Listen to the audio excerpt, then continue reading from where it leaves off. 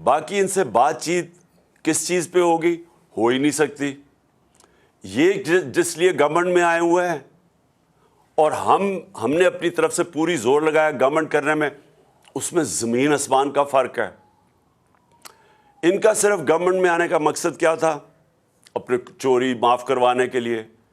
پہلے ہی اپنی چوری معاف کروا چکے تھے جنرل مشرف سے این آر او لے کے. اب یہ دوسرا این آر او انہوں نے لیا ہے، وہ بھی بدولت جو ان کے ہینڈلرز تھے انہوں نے ان کی وہ سہولت کار بنے ان کو دوسرا این آر او لینے کے لیے. اور جنرل مشرف کو جو سب سے بڑی تنقید ہوئی تھی وہ اس کے این آر او دینے پہ تھی. باقی تو جنرل مشرف نے ان دونوں پارٹی سے ملک کو بہتر چلایا تھا. لیکن اس کو جو لوگ برا بھلا کہتے ہیں، لوگ ابھی بھی نہیں بھول سکتے کہ چوری ہوئی ملک کی. دیکھیں چوری ہوتی ہے کسی مثلا میرے گھر چوری ہو گئی، لیکن کرپشن ملک کا پیسہ چوری ہوتا ہے. تو جنرل مشرف کے پاس تو اختیار ہی نہیں تھا کہ جو ملک کا پیسہ چوری ہو وہ معاف کر دے.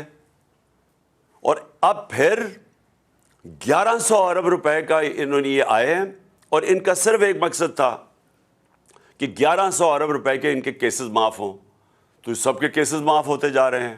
یہ دار بھی بچ گیا ہے. دار کا میں یاد کروا دوں کہ اس سے پوچھا تھا کہ $5 ملین آپ نے اپنے بچوں کو بھیجے ہیں، آپ نے کدھر سے بھیجے ہیں؟ آپ کی انکم میں تو یہ شو نہیں ہو رہا.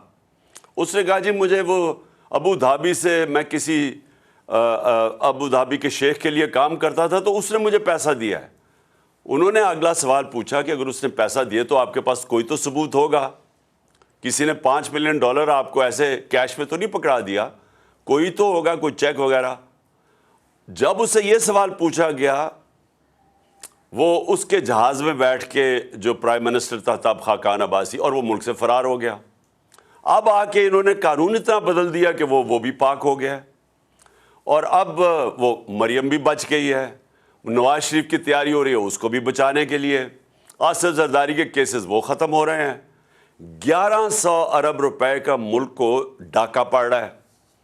اور یہی انہوں نے ابھی تک اگر ان کا کوئی کارنامہ ہے تو وہ ہے کہ اپنے کیسز معاف کروا لیے ہیں. اور اس کا جو دوسرا ان کی کوشش ہے کہ کسی نہ کسی طرح عمران خان کو ڈسکوالیفائی کریں، کسی نہ کسی طرح پی ٹی آئی کے لوگوں کے اوپر کیسز کریں تاکہ ہم ناک آؤٹ کر دیں، یعنی ٹیکنیکل ناک آؤٹ کر کے تو ہم کسی طرح الیکشن جیت جائیں، اور یہ نہیں جیت سکیں گے.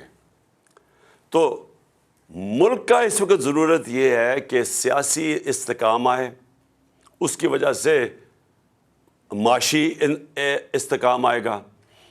سیاسی استحکام آ سکتا ہے صرف ایک طریقے سے، وہ ہے الیکشنز. اور اسی لیے آج 75% قوم اس چیز کے اوپر آ گئی ہے کہ الیکشنز کے علاوہ کوئی دوسرا راستہ نہیں ہے. اور ہم نے ان کو اس لیے آفر کیا کیونکہ ہم اسمبلیاں ڈیزالو کرنے جا رہے ہیں پنجاب اور کے پی کی. اور وہ اس لیے ہم کرنے جا رہے ہیں کہ ہم سمجھتے ہیں اب کہ یہ ملک کی ضرورت ہے الیکشنز، اور پی ٹی آئی کی ضرورت الیکشنز نہیں ہے اس وقت.